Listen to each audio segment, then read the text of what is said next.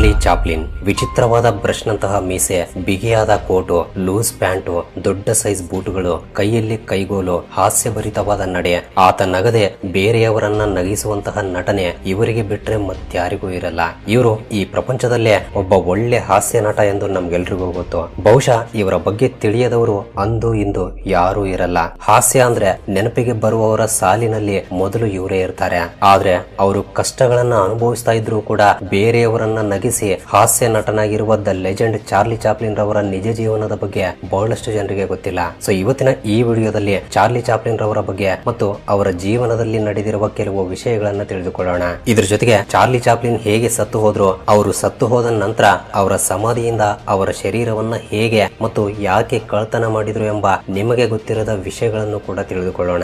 ಆದ್ರಿಂದ ವಿಡಿಯೋ ತುಂಬಾ interesting and informative ಆಗಿರುತ್ತೆ. ಮಿಸ್ ಮಾಡದೆ ಕೊನೆವರೆಗೂ ನೋಡಿ. ಹಾಗೆ ವಿಡಿಯೋ ಇಷ್ಟವಾದ್ರೆ ತಪ್ಪದೆ ವಿಡಿಯೋಗೆ ಒಂದು ಲೈಕ್ ಕೊಟ್ಟು ನಮ್ಮ ಚಾನಲ್ ಅನ್ನು ಸಬ್ಸ್ಕ್ರೈಬ್ ಮಾಡ್ಕೊಂಡು ನಮ್ಮನ್ನ ಸಪೋರ್ಟ್ ಮಾಡೋದನ್ನ ಮಾತ್ರ ಮರಿಬೇಡಿ. ಸೊ ಲೇಟ್ ಮಾಡದೆ let's get it the video.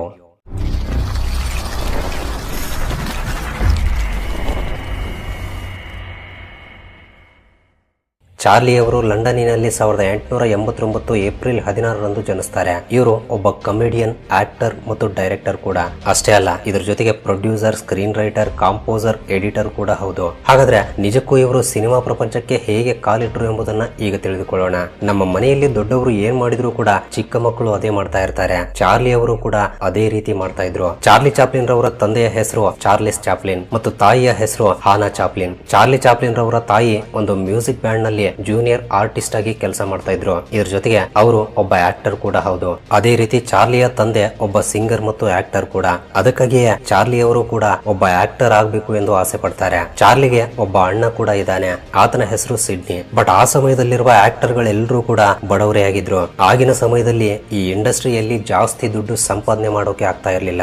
ಇದೇ ಕಾರಣದಿಂದ ಆಗಿನ ಸಮಯದಲ್ಲಿರುವ ಆಕ್ಟರ್ ಗಳ ಆರ್ಥಿಕ ಪರಿಸ್ಥಿತಿ ತುಂಬಾ ದಾರುಣವಾಗಿತ್ತು. ಸೊ ಚಾರ್ಲಿ ಅವರು ಕೂಡ ತಮ್ಮ ಚಿಕ್ಕ ವಯಸ್ಸಿನ ತುಂಬಾ ಕಷ್ಟಗಳನ್ನ ಎದುರಿಸ್ತಾರೆ. ಚಾರ್ಲಿಗೆ 5 ವರ್ಷ ವಯಸ್ಸಿದ್ದಾಗ ತನ್ನ ತಾಯಿ ಥಿಯೇಟರ್ ಗಳಲ್ಲಿ ಹಾಡುಗಳನ್ನ ಹಾಡ್ತಾ ಇದ್ಲು. 1994ರಲ್ಲಿ ಚಾರ್ಲಿಯ ತಾಯಿ ಒಂದು ಬಾರಿ ಥಿಯೇಟರ್ ನಲ್ಲಿ ಹಾಡುಗಳನ್ನ ಹಾಡ್ತಾ ಇರುವಾಗ ಆಕೆಯ ಧ್ವನಿ ಜನರಿಗೆ ಇಷ್ಟವಾಗದೇ ಇರೋದ್ರಿಂದ ಜನರು ಆಕೆಯ ಮೇಲೆ ವಸ್ತುಗಳನ್ನ ಎಸೆದು ದಾಳಿ ಮಾಡ್ತಾರೆ.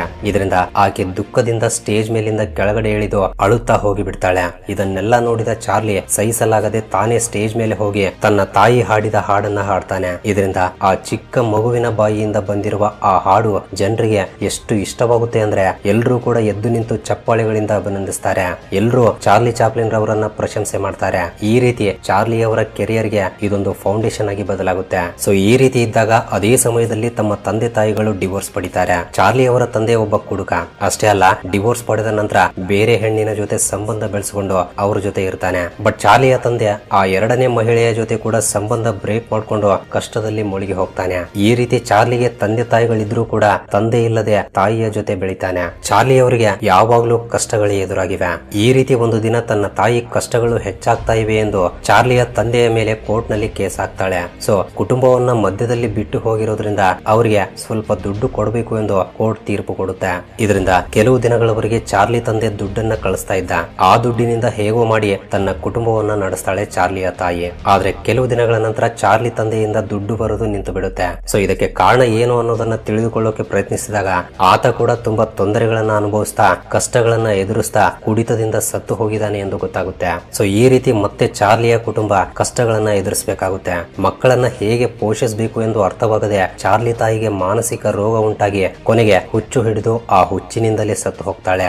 ಇದರಿಂದ ಚಿಕ್ಕ ವಯಸ್ಸಿನಲ್ಲೇ ತಂದೆ ತಾಯಿಗಳನ್ನ ಕಳೆದುಕೊಂಡಿರುವ ಚಾರ್ಲಿ ಮತ್ತು ತನ್ನ ಅಣ್ಣನಾಗಿರುವ ಸಿಡ್ನಿ ಇಬ್ಬರು ಕೂಡ ಒಂದು ಅನಾಥಾಶ್ರಮದಲ್ಲಿ ಬೆಳೀತಾರೆ. ಚಾರ್ಲಿ ಅವರಿಗೆ 11 ವರ್ಷ ವಯಸ್ಸು ಬರೋಷ್ಟರಲ್ಲಿ ಅವರ ಜೀವನ ಇನ್ನೂ ದುರ್ಬಲವಾಗುತ್ತೆ. ತಿನ್ನೋಕೆ ಸರಿಯಾದ ತಿಂಡಿ ಕೂಡ ಇಲ್ಲದೆ ಪಾರ್ಕ್ ನಲ್ಲಿ, ಮಾರ್ಕೆಟ್ ಗಳಲ್ಲಿ ಸಿಕ್ಕಿದ್ದನ್ನ ತಿಂತ, ಸಮಯವಿದ್ದಾಗ ಮಲಗ್ತಾ ತಮ್ಮ ಜೀವನವನ್ನ ಕಳೀತಾ ಇದ್ರು. ಕೊನೆಗೆ ಯಾವ ಕೆಲಸವೂ ಸಿಗದೇ ಇರೋದ್ರಿಂದ ತನ್ನ ತಾಯಿಯಿಂದ ಕಲಿತುಕೊಂಡಿರುವ ನಟನೆಯನ್ನೇ ಆಧಾರವಾಗಿಟ್ಟುಕೊಂಡು ನಾಟಕಗಳಲ್ಲಿ ಚಿಕ್ಕ ಚಿಕ್ಕ ಪಾತ್ರಗಳಲ್ಲಿ ನಟಿಸಲು ಶುರು ಮಾಡ್ತಾರೆ. ಈ ರೀತಿ ಚಾರ್ಲಿ ಅವರು ದೊಡ್ಡ ದೊಡ್ಡ ಥಿಯೇಟರ್ ಗಳ ಹತ್ರ ಸ್ಟೇಜ್ ಶೋಗಳನ್ನ ಮಾಡ್ತಾ ಇದ್ರು. ಈ ರೀತಿ ಮಾಡ್ತಾ ಇರುವಾಗ ಒಂದು ಬಾರಿ ಒಬ್ಬ ದೊಡ್ಡ ಡೈರೆಕ್ಟರ್ ಗಮನಿಸ್ತಾನೆ.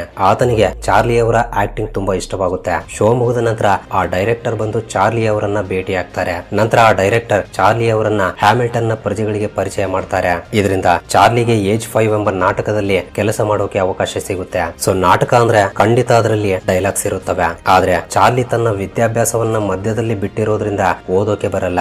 ಇದು ಅವರಿಗೆ ಒಂದು ದೊಡ್ಡ ಸಮಸ್ಯೆಯಾಗಿ ಬದಲಾಗುತ್ತೆ. ಆದ್ರೆ ಚಾರ್ಲಿಗೆ ಒಂದು ಸೂಪರ್ ಟ್ಯಾಲೆಂಟ್ ಇತ್ತು. ಯಾವುದೇ ವಿಷಯವನ್ನಾಗ್ಲಿ ಒಂದು ಸಲ ಕೇಳಿದ್ರೆ ಅದನ್ನ ನೆನ್ಪಿಟ್ಕೊಳ್ತಾ ಇದ್ರು. ಈ ರೀತಿ ಒಂದು ಬಾರಿ ಕೇಳಿದ ಡೈಲಾಗ್ ಅನ್ನ ನೆನ್ಪಿಟ್ಕೊಂಡು ಆ ಡೈಲಾಗ್ ಅನ್ನೇ ಹೇಳ್ತಾ ಇದ್ರು. ಈ ರೀತಿ ಚಾರ್ಲಿಯ ಕಾರಣದಿಂದ ಆ ನಾಟಕ ದೊಡ್ಡ ಸಕ್ಸಸ್ ಅನ್ನ ಪಡೆಯುತ್ತೆ. ಈ ರೀತಿ ಚಾರ್ಲಿ ಅವರ ಹೆಸರು ಪ್ರಪಂಚಕ್ಕೆ ಪರಿಚಯವಾಗುತ್ತೆ. ಒಬ್ಬ ಶ್ರೇಷ್ಠ ನಟನಾಗಿ ಬೆಳೀತಾರೆ. ಇವರ ನಟನೆಯನ್ನ ನೋಡಿದವರೆಲ್ಲರೂ ಕೂಡ ನಿನಗೆ ಒಳ್ಳೆ ಭವಿಷ್ಯ ಇದೆ ಎಂದು ಹೇಳ್ತಾ ಇದ್ರಂತೆ. ನಂತರ ತನ್ನ ಅಣ್ಣನಾಗಿರುವ ಸಿಡ್ನಿಯ ಮೂಲಕ ಫ್ರೆಡ್ ಕಾರ್ನೋ ಎಂಬ ಕಂಪನಿಯಲ್ಲಿ ನಟನಾಗಿ ಸೇರ್ತಾನೆ. 1910 ರಿಂದ 1913 ಮಧ್ಯಕಾಲದಲ್ಲಿ ಆ ಕಂಪನಿಯಿಂದ ಅಮೆರಿಕಾಗೆ ಹೋಗಿ ಸ್ಟೇಜ್ ಶೋಗಳನ್ನ ಮಾಡ್ತಾ ಮುಂದುವರಿಸ್ತಾರೆ. ಅಲ್ಲಿ ಕೂಡ ಅವರಿಗೆ ಒಳ್ಳೆ ಹೆಸರು ಬರುತ್ತೆ. ಈ ರೀತಿ ಚಾರ್ಲಿ ಅವರಿಗೆ ನೋಡ್ತಾ ಇದ್ದಂತೆ ಕೆಲವು ಕೋಟ್ಯಾಂತರ ಜನ ಅಭಿಮಾನಿಗಳಾಗ್ತಾರೆ. ಈ ರೀತಿ ಅವರ ಅಭಿಮಾನಿಗಳಲ್ಲಿ ಒಬ್ಬರಾಗಿರುವ ಮ್ಯಾಕ್ಸ್ ಸೆನೆಟ್ ಎಂಬ ವ್ಯಕ್ತಿ ಕೀಸ್ಟೋನ್ ಎಂಬ ಸ್ಟುಡಿಯೋಗೆ ಓನರ್, ನಟ ಮತ್ತು ಡೈರೆಕ್ಟರ್ ಕೂಡ ಆಗಿರ್ತಾರೆ. ಅಷ್ಟೊತ್ತಿಗೆ ಮ್ಯಾಕ್ ಬಹಳಷ್ಟು ಸಿನಿಮಾಗಳನ್ನ ಮಾಡಿರ್ತಾರೆ. ಸೊ ಇವರು ಚಾರ್ಲಿಗೆ ಲೈಫ್ ಕೊಡಬೇಕು ಎಂದು ಭಾವಿಸಿ ಚಾರ್ಲಿ ಅವರನ್ನ ಅವರ ಸಿನಿಮಾಗೆ ಒಪ್ಪಿಸ್ತಾರೆ. ಇದರಿಂದ ಮೊದಲ ಬಾರಿ 1914ನೇ ವರ್ಷದಲ್ಲಿ ಚಾರ್ಲಿ ಚಾಪ್ಲಿನ್ ರವರ ಕೀಸ್ಟೋನ್ ಸಿನಿಮಾಗಳಲ್ಲಿ ಹಾಸ್ಯ ನಟನಾಗಿ ಕಾಣಿಸೋಕೆ ಶುರು ಮಾಡ್ತಾರೆ. ಚಾರ್ಲಿ ಅವರು ನಟಿಸಿರುವ ಮೊದಲ ಒನ್ ರೀಲ್ ಸಿನಿಮಾ 1914 ಫೆಬ್ರವರಿ 2ರಂದು ಬಿಡುಗಡೆಯಾಗುತ್ತೆ. ಎರಡನೆಯದ್ದು ಅದೇ ವರ್ಷ ಫೆಬ್ರವರಿ 7ರಂದು, ಮೂರನೆಯದ್ದು ಅದೇ ವರ್ಷ ಫೆಬ್ರವರಿ 9ರಂದು ಬಿಡುಗಡೆಯಾಗುತ್ತವೆ. ಈ ರೀತಿ ಅದೇ ವರ್ಷದಲ್ಲಿ ಚಾರ್ಲಿ ಅವರ ಟೋಟಲ್ 35 ಒನ್ ರೀಲ್ ಸಿನಿಮಾಗಳು ಮತ್ತು 2 ರೀಲ್ ಸಿನಿಮಾಗಳು ರಿಲೀಸ್ ಆಗುತ್ತವೆ. ಅಂದ್ರೆ ಸರಿಸುಮಾರು 10 ದಿನಗಳಿಗೆ ಒಂದು ಸಿನಿಮಾ ರಿಲೀಸ್ ಆಗುತ್ತೆ. ಈ ರೀತಿ ಒಂದು ವರ್ಷದ ನಂತರ 1915ರಲ್ಲಿ ಎಸೋನಾ ಎಂಬ ಕಂಪನಿ ಚಾರ್ಲಿ ಅವರ ಜೊತೆ ಒಪ್ಪಂದವನ್ನ ಮಾಡಿಕೊಳ್ಳುತ್ತೆ. ಅಂದ್ರೆ ನೀವೇ ಅರ್ಥ ಮಾಡ್ಕೊಳ್ಳಿ ಜನರಲ್ಲಿ ಚಾರ್ಲಿ ಅವರ ಕ್ರೇಜ್ ಎಷ್ಟು ಬೆಳೆದಿತ್ತು ಅಂತ. ನಂತರ 1916ರಿಂದ 1917ರ ವರ್ಷದಲ್ಲಿ ಮ್ಯೂಚುವಲ್ ಫಿಲ್ಮ್ ಎಂಬ ಕಂಪನಿ ಚಾರ್ಲಿ ಅವರ ಜೊತೆ ವಾರಕ್ಕೆ ಬರೋಬ್ಬರಿ $10,000 ಕೊಡುವ ಹಾಗೆ ಒಪ್ಪಂದವನ್ನ ಮಾಡಿಕೊಳ್ಳುತ್ತೆ. ಒಂದು ಮಾತಿನಲ್ಲಿ ಹೇಳಬೇಕು ಅಂದ್ರೆ ಅಂದಿನ ದಿನಗಳಲ್ಲಿ ಹಾಲಿವುಡ್ ಚರಿತ್ರೆಯಲ್ಲೇ ಅಷ್ಟೊಂದು ಸ್ಯಾಲರಿಯನ್ನ ಪಡೆದಿರುವ ನಟ, ಅಷ್ಟೊಂದು ಡಿಮ್ಯಾಂಡ್ ಇರುವ ನಟ ಮತ್ಯಾರೂ ಇರಲ್ಲ. ಆದ್ರೆ ಇಷ್ಟೆಲ್ಲಾ ಸಕ್ಸಸ್ ಅನ್ನ ಪಡೆದ್ರೂ ಕೂಡ ಅವರ ಜೀವನದಲ್ಲಿ ಸಂತೋಷವೇ ಇರಲ್ಲ. ಇವರಿಗೆ ತಮ್ಮ ಜೀವನದಲ್ಲಿ ದುಃಖಗಳು, ಕಷ್ಟಗಳು, ಬಡತನಗಳಂತಹ ಸಮಸ್ಯೆಗಳು ಎದುರಾಗ್ತಾನೆ ಇರುತ್ತವೆ. ಅದೆಲ್ಲವನ್ನ ದಾಟಿಕೊಂಡು ಪ್ರಜೆಗಳನ್ನ ನಗಿಸೋಕೆ ಶುರು ಮಾಡ್ತಾರೆ. ಪ್ರಜೆಗಳು ಚಾರ್ಲಿ ಅವರು ಅಷ್ಟೊಂದು ಕಷ್ಟದಲ್ಲಿದ್ರು ಕೂಡ ಹೇಗೆ ನಗಿಸ್ತಿದ್ದಾರೆ ಎಂದು ಆಶ್ಚರ್ಯ ಪಡ್ತಾ ಇದ್ರು. ಇನ್ನು ಚಾರ್ಲಿ ಅವರ ಪರ್ಸನಲ್ ವಿಷಯಕ್ಕೆ ಬಂದ್ರೆ ಚಾರ್ಲಿ ಅವರು 4 ಮದುವೆಗಳನ್ನ ಮಾಡಿಕೊಳ್ತಾರೆ. ಚಾರ್ಲಿ ಅವರು ತಮ್ಮ ಮೊದಲ ಹೆಂಡತಿಯಾಗಿರುವ ಮಿಲ್ಡ್ರೆಡ್ ಹ್ಯಾರಿಸ್ ರನ್ನ 1918ರಲ್ಲಿ ಮದುವೆ ಮಾಡಿಕೊಳ್ತಾರೆ. ಇವರಿಬ್ಬರಿಗೆ ಒಬ್ಬ ಮಗ ಹುಟ್ಟಿದ್ರೂ ಕೂಡ 2 ದಿನಗಳಲ್ಲಿ ಸತ್ತು ಹೋಗ್ತಾನೆ. ನಂತರ ಅವರಿಬ್ರು 2 ವರ್ಷಗಳಲ್ಲಿ ಡಿವೋರ್ಸ್ ಪಡಿತಾರೆ. ನಂತರ ತಮ್ಮ 2ನೇ ಮದುವೆ ಲೀಟಾ ಗ್ರೇ ಜೊತೆ 1924ರಲ್ಲಿ ಆಗುತ್ತೆ. ಇವರಿಗೆ 2 ಮಕ್ಕಳು. ಆದ್ರೆ 3 ವರ್ಷಗಳಲ್ಲಿ ಈ ಸಂಬಂಧ ಕೂಡ ಮುಗಿದು ಬಿಡುತ್ತೆ. ನಂತರ ತಮ್ಮ 3ನೇ ಹೆಂಡತಿಯಾಗಿರುವ ಪಾಲೆಟ್ ಗೊಡಾರ್ಡ್ ರನ್ನ 1936ರಲ್ಲಿ ಮದುವೆ ಮಾಡಿಕೊಳ್ತಾರೆ. ಇವರ ಸಂಬಂಧವೂ ಕೂಡ 5 ವರ್ಷಗಳಲ್ಲಿ ಮುಗಿದು ಬಿಡುತ್ತೆ. ನಂತರ ತಮ್ಮ 53ನೇ ವಯಸ್ಸಿನಲ್ಲಿ 18 ವರ್ಷದ ಊನಾ ಓನಿಲ್ ರನ್ನ 1943ರಲ್ಲಿ ಮದುವೆ ಮಾಡಿಕೊಳ್ತಾರೆ. ಇವರಿಗೆ 8 ಜನ ಸಂತಾನ.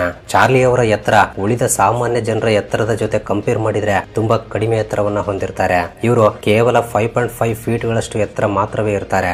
ಆದ್ರೂ ಕೂಡ ಅವರು ತಮ್ಮ ಪ್ರತಿಭೆಯಿಂದ ಪ್ರಜೆಗಳನ್ನ ಯಾವಾಗ್ಲೂ ನಗಿಸ್ತಾ ಇದ್ರು. ಒಂದು ಬಾರಿ ಚಾರ್ಲಿ ಅವರು ಜರ್ಮನಿಯ ಅಡಾಲ್ಫ್ ಹಿಟ್ಲರ್ ಅನ್ನ ವ್ಯಂಗ್ಯವಾಗಿ ಅನುಕರಣೆ ಮಾಡಿ ತೆಗೆದಿರುವ ದ ಗ್ರೇಟ್ ಡಿಕ್ಟೇಟರ್ ಎಂಬ ಸಿನಿಮಾದ ಕಾರಣದಿಂದ 10 ವರ್ಷಗಳವರೆಗೆ ಚಾರ್ಲಿ ಅವರು ಒಬ್ಬ ರಷ್ಯನ್ ಏಜೆಂಟ್ ಆಗಿರಬಹುದು ಎಂದು ಕೆಲವು ಕಾಂಟ್ರವರ್ಸಿಗಳಿಗೆ ಗುರಿಯಾಗ್ತಾರೆ. ಸೊ ಇದನ್ನ ಕನ್ಫರ್ಮ್ ಮಾಡಿಕೊಳ್ಳುವ ಸಲುವಾಗಿ ಅಮೆರಿಕನ್ ಗವರ್ಮೆಂಟ್ 10 ವರ್ಷಗಳವರೆಗೆ ಚಾರ್ಲಿ ಅವರ ಹಿಂದೆ ಬೀಳುತ್ತೆ. ಇದೇ ಕಾರಣದಿಂದ ಇವರ ಮೇಲೆ ಕೆಲವು ಕೇಸ್ಗಳು ಕೂಡ ಆಗೋದ್ರಿಂದ ಅಷ್ಟು ವರ್ಷಗಳವರೆಗೆ ತನಗೆ ಆಶ್ರಯ ಕೊಟ್ಟಿರುವ ಅಮೆರಿಕ ದೇಶವನ್ನ ಚಾರ್ಲಿ ಅವರು ಬಿಟ್ಟು ಹೋಗಬೇಕಾದ ಪರಿಸ್ಥಿತಿ ಬರುತ್ತೆ. ಸೊ ಈ ರೀತಿ ಅವರ ಮೇಲೆ ಬರುವ ನೆಗೆಟಿವ್ ಅನ್ನ ಸಹಿಸಲಾಗದೆ ಸ್ವಿಟ್ಜರ್ಲ್ಯಾಂಡ್ ಗೆ ಹೋಗಿ ಬಿಡ್ತಾರೆ. ಸ್ವಿಟ್ಜರ್ಲ್ಯಾಂಡ್ ಗೆ ಹೋದ ನಂತರ Monsieur Verdoux, Limelight, a king in New York, a countess from Hong Kong ಗಳಂತಹ ಸಿನಿಮಾಗಳನ್ನ ತಮ್ಮ ಶೈಲಿಯಲ್ಲಿ ಭಿನ್ನವಾಗಿ ತೆಗಿತಾರೆ. ಅಂಡ್ ಇನ್ನೊಂದು ಇಂಟ್ರೆಸ್ಟಿಂಗ್ ವಿಷಯ ಏನು ಅಂದ್ರೆ ಮಾಜಿ ಪ್ರಧಾನಿಯಾಗಿರುವ ಜವಾಹರ್ಲಾಲ್ ನೆಹರೂರವರು ಮತ್ತು ಇಂದಿರಾ ಗಾಂಧಿ ಅವರು ಕೂಡ ಚಾರ್ಲಿ ಅವರನ್ನ ಸ್ವಿಟ್ಜರ್ಲ್ಯಾಂಡ್ ನಲ್ಲಿ ಭೇಟಿ ಆಗ್ತಾರೆ. ಇದರ ಜೊತೆಗೆ ಚಾರ್ಲಿ ಅವರು ಬರೆದಿರುವ ತಮ್ಮ ಬಯೋಗ್ರಫಿಗಳಲ್ಲಿ ಮಹಾತ್ಮ ಗಾಂಧಿ ಅವರು ಅಂದ್ರೆ ತುಂಬಾ ಇಷ್ಟ ಎಂದು ಬರೆದಿದ್ದಾರೆ.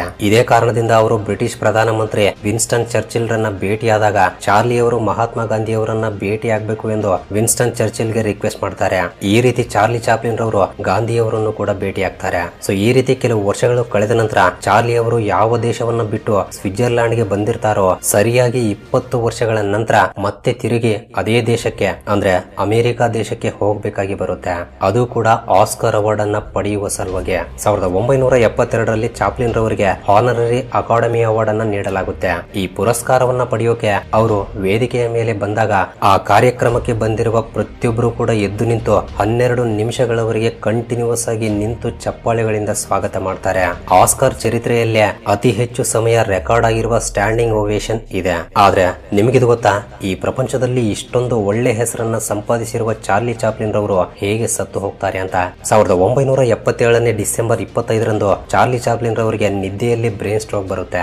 ಈ ಬ್ರೈನ್ ಸ್ಟ್ರೋಕ್ ಕಾರಣದಿಂದ ಅವರು ನಿದ್ದೆಯಲ್ಲೇ ಸತ್ತು ಹೋಗ್ತಾರೆ. ಆದ್ರೆ ಇವರ ಸಾವು ಇಂದಿಗೂ ಕೂಡ ಸಾಲ್ವ್ ಆಗದ ಒಂದು ಮಿಸ್ಟರಿಯಾಗಿ ಉಳಿದು ಹೋಗಿದೆ. ಇವರ ಆರೋಗ್ಯ ಸರಿಯಾಗಿ ಇರಲಿಲ್ಲ ಎಂದು, ಅದಕ್ಕಾಗಿಯೇ ಇವರಿಗೆ ಆಕ್ಸಿಜನ್ ಇಟ್ಟು ಮ್ಯಾನೇಜ್ ಮಾಡಿದ್ರು ಎಂದು, ಆ ಸಮಯದಲ್ಲಿ ಇವರು ಸತ್ತು ಹೋಗಿದ್ದಾರೆ ಎಂದು ಕೂಡ ಹೇಳ್ತಾ ಇರ್ತಾರೆ. ಅವರು ಸತ್ತು ಹೋದ ನಂತರ ಅವರ ಶರೀರವನ್ನ ಸ್ವಿಟ್ಜರ್ಲ್ಯಾಂಡ್ ನಲ್ಲಿರುವ ಸೆಮೆಂಟೆರಿಯೋದ ಕಾರ್ಸೆರ್ ಸುರುವೆನಲ್ಲಿ ಮಣ್ಣು ಮಾಡ್ತಾರೆ. ಆದ್ರೆ ಮಣ್ಣು ಮಾಡಿದ ಕೇವಲ 2 ದಿನಗಳ ನಂತರ ಚಾರ್ಲಿ ಚಾಪ್ಲಿನ್ ರವರ ಸಮಾಧಿಯನ್ನ ಅಗಿದು ಕೆಲವು ಜನರು ಅವರ ಶರೀರವನ್ನ ಕಳ್ತನ ಮಾಡ್ತಾರೆ. ನಂತರ ಅವರು ಚಾರ್ಲಿ ಕುಟುಂಬಕ್ಕೆ ಚಾರ್ಲಿ ಶರೀರವನ್ನ ಒಪ್ಪಿಸಬೇಕು ಅಂದ್ರೆ $6 ಲಕ್ಷ ಕೊಡಬೇಕು ಎಂದು ಡಿಮ್ಯಾಂಡ್ ಮಾಡ್ತಾರೆ.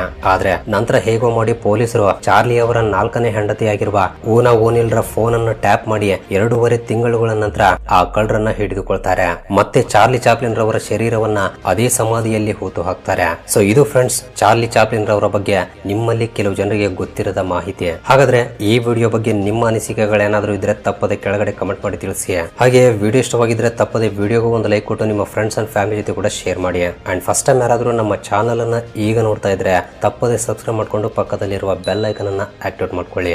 ಅಂಡ್ ವಿಡಿಯೋವನ್ನ ಕೊನೆವರೆಗೂ ನೋಡಿದ್ದಕ್ಕೆ love you so much guys.